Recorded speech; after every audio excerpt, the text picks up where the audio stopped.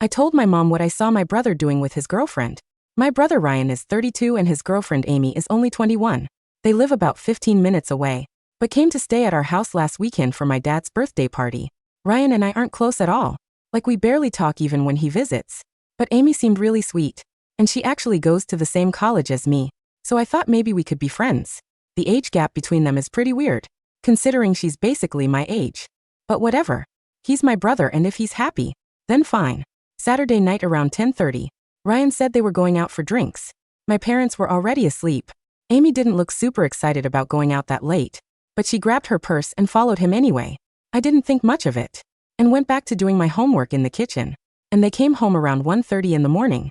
I heard the door open, and watched them walk through the kitchen. Amy was absolutely wasted, like she could barely walk in a straight line, was slurring her words the whole thing. Ryan was holding her up, but he looked completely sober. I asked if she was okay and Ryan said yeah. She just had a couple drinks and she's fine. But she clearly wasn't fine. She could barely keep her eyes open. He was trying to rush her downstairs to the basement, where they were staying. I felt weird about it, but figured it wasn't my business. About 10 minutes later, I heard a phone ringing on the kitchen counter. It kept ringing and ringing, so I went to check it. It was Amy's phone, and there were 3 missed calls from someone named Mommy, with a heart emoji.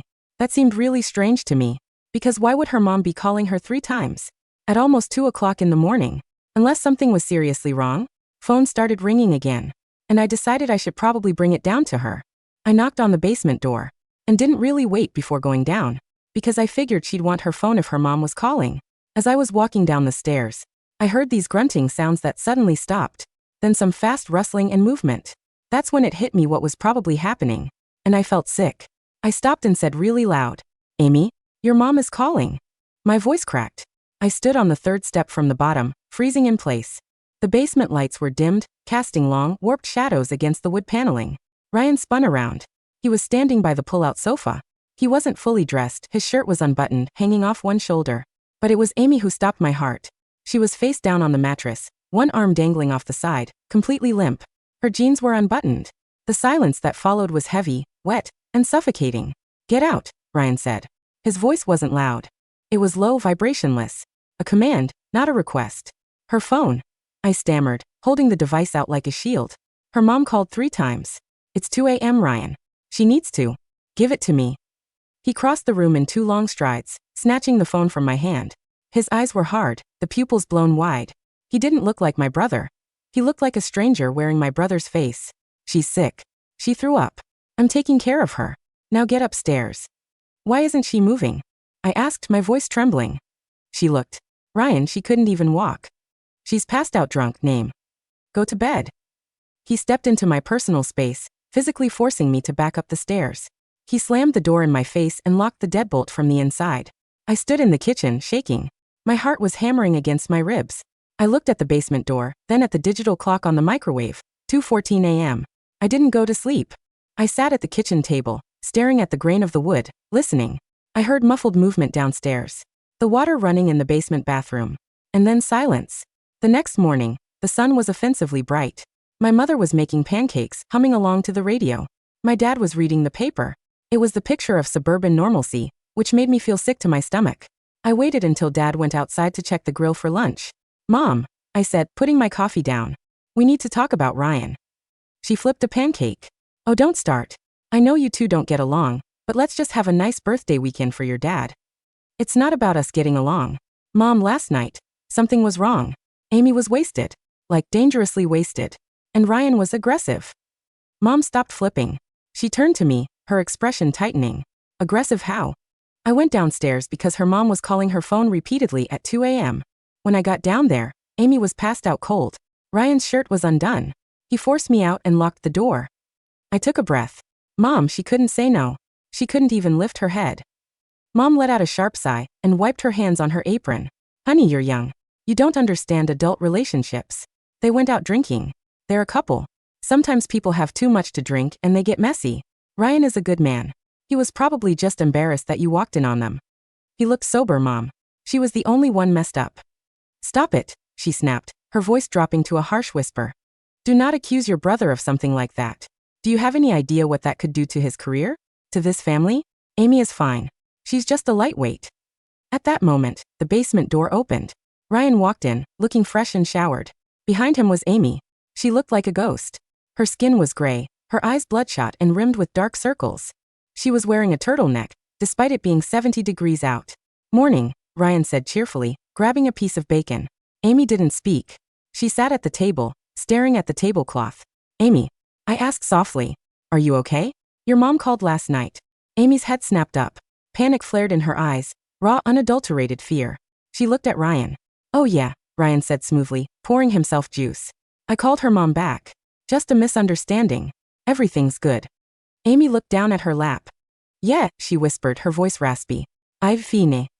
She didn't eat. She drank 3 glasses of water and flinched every time Ryan touched her shoulder. They left after lunch. As they walked to Ryan's car, I saw Ryan grip Amy's upper arm. It looked like a guiding gesture, but I saw her wince. She got into the passenger seat without a word. I couldn't let it go. On Monday, I went back to campus. I knew Amy was a junior in the psychology department. I spent 2 days sitting in the quad waiting. Finally, on Wednesday, I saw her walking out of the library.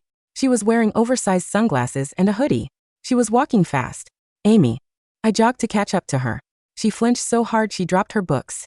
When I bent to help her pick them up, she scrambled back. "Please," she hissed. "Just leave me alone." "I'm not trying to hurt you," I said, keeping my voice low. I saw you Saturday night. I know something wasn't right. You weren't just drunk, were you?" She looked around, scanning the crowd as if she expected Ryan to pop out from behind a tree. "I don't know what you're talking about." "Ryan said he called your mom back." "Did he?" Amy froze. Her chin trembled. He took my phone. He didn't give it back until Sunday night. He deleted the call log." "Amy," I said, stepping closer. "What happened in the basement?" She pulled her sunglasses down. Her left eye was swollen shut, a blooming purple bruise covering her cheekbone. I gasped. "Oh my God." "He said I fell," she whispered, tears leaking out. "He said I fell down the stairs when we got home. But I don't remember falling. I remember being at the bar. I had 1 drink. A gin and tonic. And then nothing. Just flashes. Being in the car. Being on the mattress. His weight on me." "He drugged you," I said. The realization wasn't a surprise. It was a confirmation of the horror I had felt on the stairs. "He says I'm crazy," she sobbed quietly. "He says I drank too much and I'm trying to blame him for my own sloppiness. He says if I tell anyone, he has photos. Photos from that night. While I was out." Rage, hot and blinding, flooded my veins. "He took photos?" "He sent me one," she said, pulling up her sleeve to show a bruise on her wrist. "To prove he has them. If I break up with him or tell my parents, he posts them." I needed ammo. My mother wouldn't believe Amy. She would say Amy was hysterical or lying to cover up a fall. I needed proof that Ryan wasn't the golden boy. I started digging. I went to the courthouse in the county where Ryan lived before he moved back near us. I looked up public records. Nothing criminal. But then I searched civil cases. Restraining order. Sarah Miller versus Ryan, last name. Dismissed. Restraining order. Jessica Cole versus Ryan, last name. Dismissed. 2 girls. Both 20 at the time of filing. Ryan would have been 28 and 30. I managed to find Sarah on Instagram. She was a real estate agent now living 3 states away. I sent her a DM. "Hi, I'm Ryan's sister. I think he's hurting someone else. Please, if you can, tell me why you filed that order." She replied 3 hours later. "Do not contact me. If he knows you're talking to me, he will hurt you too. Block this number." That was an answer in itself. I went home that weekend. I told my dad I needed to use his old laptop for a project because mine was acting up. I knew Ryan used to use it when he visited. I guessed his password. It was his own birthday. Narcissist. I didn't find photos. He was too smart for that. But I found his cloud backup for his text messages, synced from an old iPad he had left behind years ago. I searched keywords. Drunk. Asleep. I found a conversation with a friend of his from college, a guy named Mike. "Ryan, 2 years ago, she's totally out. Easiest lay of my life. She won't remember a thing. Mike, careful man. Don't get caught. Ryan, who's she gonna tell? She thinks she loves me." I felt like I was going to vomit. I screenshot everything. I didn't go to my parents. I went to Amy's parents. I found their number in the student directory, emergency contacts. I called Mommy. Her name was Linda. "Mrs. Miller? I'm Ryan's sister. You called Amy 3 times last Saturday night." "Yes," Linda said, her voice sharp. "I was worried sick. She has a heart condition. She isn't supposed to drink heavily, and she wasn't answering her texts. Ryan told me she had the flu." "She didn't have the flu," I said. "We need to meet." We set a trap. Ryan thought he had won. He thought Amy was cowed and I was silenced. 2 weeks later, Amy told Ryan she wanted to come to dinner at our house. She said she wanted to apologize to my parents for being messy the last time. Ryan, eager to cement the narrative that she was the problem, agreed. They arrived at 6 p.m. My mom was cooking a roast. Dad was pouring wine. So glad you're feeling better, Amy, Mom said, giving her a side hug. She's doing much better, Ryan said, patting Amy's head like she was a dog. She's staying off the gin. Actually, I said, walking into the dining room. She only had one. Ryan's smile didn't waver, but his eyes went dead. Drop it, kiddo. I don't think I will. I pulled out a manila folder. I placed the screenshots of his texts to Mike on the table. I placed the printout of the restraining order filings. And I said, I have Sarah Miller on FaceTime in the other room.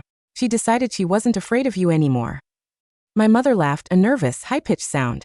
What is this? What are you doing? Ryan drugs women, Mom, I said clearly. He drugs them, he assaults them, and he photographs them to blackmail them into silence. He did it to Amy last weekend. He did it to Sarah. He did it to Jessica. Ryan stood up so fast his chair tipped over. You little bitch. You're jealous because you're a loser with no life, so you try to ruin mine? Sit down, Ryan, my dad said. We all looked at Dad. He was reading the texts. His face had gone completely pale. Dad, don't listen to her, she's... I said sit down. Dad roared. I had never heard him yell like that. He looked at the timestamp on the texts. He looked at Amy, really looked at her, seeing the fading bruise she had tried to cover with makeup.